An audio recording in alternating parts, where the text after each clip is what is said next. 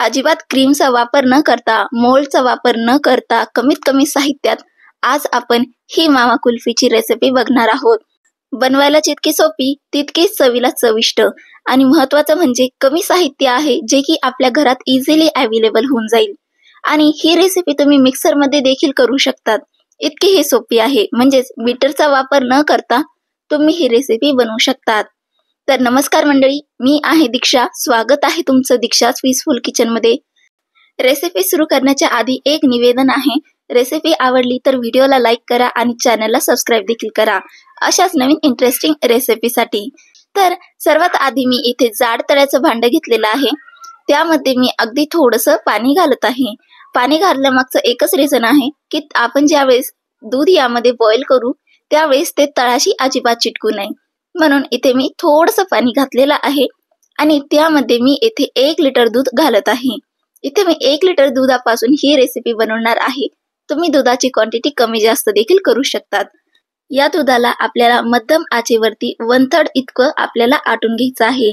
म्हणजे जर आपण 1 लिटर दूध घेतलेलं आहे तर आपल्याला 250 ml हे दूध आटून घ्यायचं आहे, म्हणजे 750 ml उरून राहील खाली।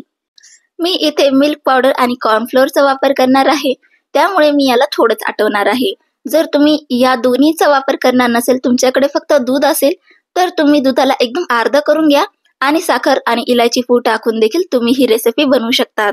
पण ही क्वांटिटी जास्त व्हावी म्हणून मी इथे थोडंसं कॉर्नफ्लोअर आणि मिल्क पावडर घालत आहे। यामुळे आपली जी दूध आहे त्याला मस्तपैकी घट्टपणा येईल आणि आईस्क्रीम देखील आपली क्रीमी होईल। तर इथे दूध बऱ्यापैकी उकळलेलं आहे। आता इथे मी एक साईडला थंड दूध घेतलेलं आहे आणि त्यामध्ये मी 2 चमचे कॉर्नफ्लोअर घेतलेला आहे आणि 3 चमचे मी इथे मिल्क पावडर घेतलेला आहे। मिल्क पावडरने आपल्या दुधाला जास्त आटवण्याची आपल्याला गरज पडणार नाही, त्यामुळे मी इथे दूध पावडर वापरलेला आहे, म्हणजेच मिल्क पावडर वापरलेला आहे। मिल्क पावडर ऑप्शनल आहे, तुम्ही 5-10 मिनिटं अजून जर दुधाला उकळून घेतलं तर तुम्हाला मिल्क पावडरची अजिबात गरज पडणार नाही। पण इथे मी थोडंसं लवकर करण्याचा प्रोसेस आहे म्हणून मी इथे थोडंसं मिल्क पावडर वापरत आहे। आता या सर्व मिश्रणाला आपल्याला मस्तपैकी फेटून घ्यायचं आहे, जेणेकरून याच्यात अजिबात गाठी राहायला नको। इथे दूध 1/3 पोर्शन इतपत कमी झालेला आहे आणि 3/4 पोर्शन हे कढईमध्ये तसंच आहे। आता या दुधाला मी 1-2 मिनिटासाठी ढवळून घेईल आणि आता यामध्ये आपण जी स्लरी बनवली होती मिल्क पावडर आणि कॉर्नफ्लोअरची ती यामध्ये घालून घेऊयात। ही स्लरी घालताना आपल्याला लक्षात ठेवायचं आहे की यामध्ये गाठी अजिबात पडल्या नाही पाहिजे। तसं जर पडूनच गेल्या तर काही काळजी करू नका, नंतर आपण याला मिक्सरमध्ये दळणारच आहोत, त्यामुळे त्या गाठी देखील इथे मोडून जातील। आता याला कंटिन्युअसली आपल्याला मध्यम आचेवरती मिक्स करायचं आहे। याला मी इथे 10 ते 15 मिनिटासाठी चांगलं उकळून घेणार आहे, जेणेकरून याला अजून घट्टपणा आणि क्रीमीनेस येईल। इथे मी 1/3 कप इतपत साखर घातलेली आहे। तुम्हाला हवं जितकं गोड तुम्ही इथे घालू शकतात, पण 1/3 कप साखर इथे पुरेशी होती। तुम्हाला जर जास्त गोड आवडत असेल तर जास्त घातले तरीही चालेल। आता बघू शकतात हे थोडंसं घट्ट झालेलं आहे कॉर्नफ्लोअर आणि मिल्क पावडरमुळे।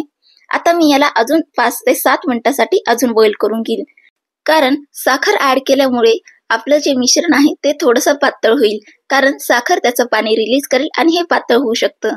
म्हणून याला आपल्याला अजून 5 ते 7 मिनिटं उकळून घ्यायचं आहे, जेणेकरून ते पाणी आटून जाईल आणि आपली जी कन्सिस्टन्सी आहे ती अशा प्रकारे येईल, अगदी थिक। बघू शकताय तुम्ही मस्त अशा घट्टसरपणा आलेला आहे याला। आता गॅसची फ्लेम बंद करूया आणि आपण याला थंड करून घेऊयात।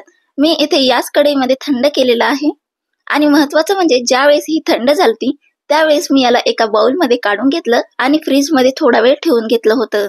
त्याची क्लिप मी यामध्ये विसरली होते। तात्पर्य इतकंच आहे, आपल्याला फक्त थंड करून घ्यायचं आहे। तुम्ही नॅचरली करा किंवा आर्टिफिशियली करा। असं जर केलं नॅचरली तर तुम्हाला जास्त वेळ लागेल आणि मला थोडी घाई होती म्हणून कोमट झाल्यानंतर मी याला फ्रीजमध्ये ठेवलं होतं। आता अर्ध्या तासानंतर हे मस्तपैकी थंड झालेलं आहे। आता याला आपण बीट करून घेऊया। बीट वगैरे आपल्याला असं काही करायचं नाहीये, फक्त आपल्याला याला मिक्सर सारखं फिरून घ्यायचं आहे। तर इथे मी फ्लेवरसाठी इलायची पावडर घातलेला आहे। तुम्ही या ठिकाणी व्हॅनिला एसेन्स किंवा तुमच्या आवडीचा कोणताही फ्लेवर इथे घालू शकतात। आता महत्वाचं म्हणजे तुम्ही म्हणाल की तुम्ही तर बोलल्या की तुम्ही बीटरचा वापर नाही करून सांगणार आहात, तर ही प्रोसेस आणि ती प्रोसेस सेमच आहे। तुम्ही मिक्सरचा वापर केला तरी देखील ही रेसिपी होऊन जाईल. फक्त याला स्मूथ दळून घ्यायचं आहे, आपल्याला याच्यातल्या गाठी मोडून घ्यायच्या आहे. बस इतकंच आपल्याला करायचं आहे. पण बीटरने ही प्रोसेस चांगली होते आणि फटकन होते, म्हणून मी बीटरचा वापर केलेला आहे. तुमच्याकडे मिक्सर आहे तो तुम्ही वापरू शकतात. आता याला 5 मिनिटं मी बीट करून घेतलेला आहे. तर आपण विदाउट एनी मोल्डचं हे बनवून घेणार आहोत. त्यामुळे मी अशा काचेच्या ग्लासमध्ये हे मिश्रण टाकून घेणार आहे. आणि जे बाकीचं मिश्रण होतं ते मी मोल्डमध्ये काढलं होतं, कारण की माझ्याकडे मोल्ड अवेलेबल होता. पण तुम्हाला मी विदाउट मोल्डचं दाखवणार होते, म्हणून असं काचेच्या ग्लासमध्ये केलेलं आहे.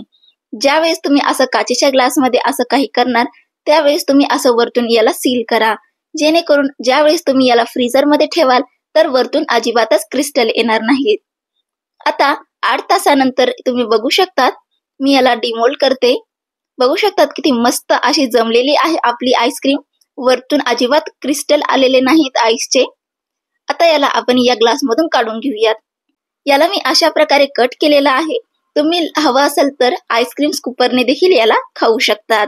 याला मी वरतून थोडंसं टूटी फ्रुटीने गार्निश करत आहे. यामध्ये अजिबात फॅन्सी मटेरियल आपण यूज केलेलं नाही. काजू, बदाम, मनुका आपण काहीही वापरलेलं नाही. फक्त घरातले असलेले साहित्यात आपण हे बनवलेलं आहे. टूटी फ्रुटी देखील मी इथं डेकोरेशन पर्पज साठी घातलेली आहे. ही नाही घातली तरी देखील चालेल.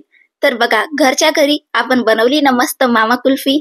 तर कशी वाटली रेसिपी मंडळी, मला कमेंट करून नक्कीच सांगा. चला तर मग पुन्हा भेटूया अशाच नवीन रेसिपी सोबत. तोपर्यंत खात रहा, आनंदी रहा.